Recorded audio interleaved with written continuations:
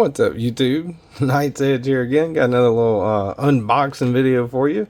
This one comes late at night right now. I just got in from work. Pretty busy few days there, but really wanted to get into this one, obviously, right? You notice right there, kind of opened it up a little bit.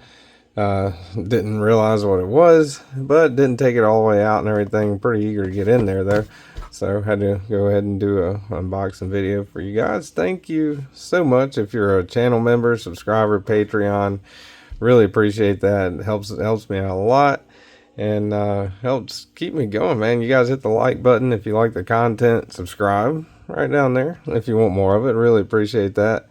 Yeah, but anyway, they got this one in a trade with somebody for a couple of other knives, and saw this one, I think, first on Metal Complex, and I was really curious about this one and really excited to be able to get it. So we got the Illuminati Ninja Leatherman Free channel unboxing knife, of course.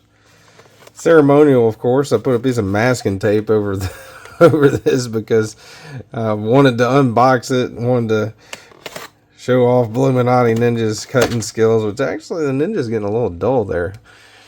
Have to work on old Blue, I guess. Maybe give him a little sharpening at some point in time. But you guys go check him out, man. He's featured on all my unboxings. Illuminati Ninja. Great dude and awesome channel. But yeah, really, this one took a while. I think this one, when I'm recording this, is the 25th, 24th. Today is, damn, what is today? Today's the 24th. So recording this on the 24th. It was supposed to arrive on the 11th. Took a round trip around the world with UPS, and then all the roads were snowed in and closed and stuff here in New Orleans. Foot of snow in New Orleans, kind of unusual, but you guys didn't come here to see the weather, and well, you guys came here to watch me unbox this knife, which here it is. So of course, I mean, the guy told me he didn't have a pouch or a box or anything for it when he sent it, but he didn't pack it very good. Look at that. Sacrifice a pool noodle or something. Pretty cool. Definitely appreciate the awesome packing. Fellow out there that I traded the knife for. Get rid of that. So, a lot of you could probably tell if you're familiar with it anyway, but this is a SOG. So I know SOG's not really, SOG hasn't really been the biggest thing lately. Especially the last couple of years. I think they actually got, I think Cold Steel actually owns SOG now, so they're kind of part of a big corporation and stuff like that. But I think this was made before that happened. Not 100% sure on that either. But one thing I do know for that's unique on this one is a USA made SOG, so should be right there. Actually, USA made right there. This is the SOG Seal XR. Took me 3 minutes and something to say that. Sorry guys, it's a little late at night. Apologize for that. But yeah, this one I thought was really cool. It's a real beefy knife, real bulky, real heavy duty. I don't know, I can't really speak to the locking system, but from everything I was looking at online and definitely just by handling it before even opening it up, the weight on it seems like a pretty heavy duty knife, and that's pretty cool, I think. First thing I noticed before even opening it, look at all this jimping, man. Got a nice backspacer there. Full jimping on that. Got kind of like a pry bar, attitude adjuster. Help if I don't bump the camera. I don't know, man. You could probably use that as like a little pry bar or something, probably. Definitely a good, looks like a solid glass breaker. Big ass torque screw for that pocket clip, which looks like it is reversible too, so that's pretty cool. And again, plenty of jimping the whole knife around. I remember Metal Complex talking about this one, and he definitely talked about the jimping. So this thing's designed to be hard use, heavy use with gloves. Can't speak again to like batoning, crazy stuff like that. You should only use a fixed blade for stuff like that anyway, right? But yeah, this does have SOG's version of the Axis lock. I forgot the name of it.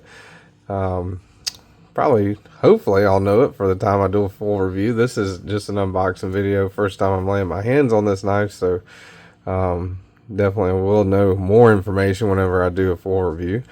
But right off the bat, man, this thing just feels solid. I mean, I know it's kind of cliche, but it does feel fairly, I guess, tactical, right? I mean, if you could say that about a pocket knife. But let's go ahead and give it a flip over. Really pronounced flipper tab right there. Let's see. Oh, yeah. That definitely. Whew, yeah. That flipper tab works pretty good. Let's see what the lockup's like. Pretty solid lockup. Check the centering on it. See if he's got it centered. Now, he did tell me to use this one a little bit. But it looks like it's in pretty great shape as advertised, so I really appreciate that. And it looks pretty centered, man. You can use that, kind of line it up there. I mean, to me, it looks really centered. But yeah, man, that thing, wow. Great action, too. Not really having to hit this flipper tab really hard. I'm sure I could fail it. Yeah. Gotta be trying to fail it, though. And that action's a lot better on the Kiku. I've got the SOG Kiku's the only other SOG I've ever owned. Really great knife too. I like that one. But one of the fatal flaws on it was the action. That kind of always felt a little gritty to me. So this thing feels a lot different. And there it is, USA made. That is not a Taiwanese SOG. This is a USA made SOG. On the back of the blade, you got Studies and Observations Group, Seal, XR, CPM S35VN, and I mean, you can probably tell looking at it, this is, let's see, it's a big knife. So let's see, let me get out, here she is, my standard large bulky carry. That is the Cold Steel Knives 8010 up next to it. And this thing's even longer overall than the 8010, even without the little glass breaker pry attitude adjuster whatever on the end. So that's kind of crazy to me. That's a big knife. And as broad as the 8010 looks like it is. Yeah, it is about every bit as broad as the 8010. Let's see what about the blade stock thickness. Thicker, looks like, to me anyway. We'll find out when I do the full review. But yeah, weight, I don't know. Kind of feels like they're pretty close, pretty much the same almost. Man, I gotta check that out. Let's see. Well, I usually do this on all the overview review videos after I kind of had time to experience the knife, but let me go ahead and check this out. Let's see. Weight on the Seal XR 8.1 ounces. Weight on the 8010 7.1. Good lord. That was a whole ounce off, y'all. Yeah, 7.1. So the 8010 is a solid ounce lighter. So that goes to show you definitely what I would consider a heavy carry. Not something you want to wear in if you're wearing like gym shorts or swimming trunks or something like that. But yeah, action on this thing's solid, man. I like that. Can I get a reverse flick on it? Yeah, if I can get it. Kind of a harder reverse flick to do. That might actually break in a little more in the future. I don't know. But reverse flick's usually my ideal opening method. Don't have to have it, but that always good to be able to reverse flick a knife, to me anyway. That doesn't really present any tactical value or anything like that, but I think it's really comfortable for me to reverse flick a knife open anyway. Solid jumping up here, man. You're like locked in with this thing. Feel like you're carrying a small sword, which kind of are. I mean, this thing, it's a big old knife for sure. So anyway, there we go. There's that reverse flick. Yeah, SOG SEAL team, or not SEAL team, SOG SEAL XR right there. Studies Observation Group, SEAL XR. I'm looking forward to trying this thing out, man. I mean, I'm not going to go out and like baton beat the shit out of it or anything crazy like that, but I am going to definitely not hesitate to use it. Definitely plan on keeping this one in the collection. Definitely a cool knife. So pretty happy to be able to make that trade. Thank you guys for watching. Hit the like button if you like the content. Usually I'm not just dead tired, zonked out, so I really apologize for that, guys. But I had to get into this box, man. I didn't want to do it. I kind of opened it up earlier, like I said, but I didn't really pull a knife out or get into it too much.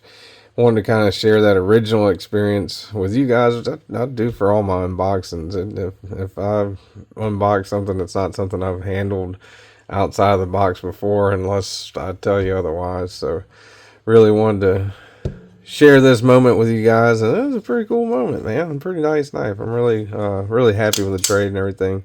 So yeah, again, hit the like button if you like the content, subscribe right down there if you want more of it. Thank you guys for watching. I'm gonna go to bed now.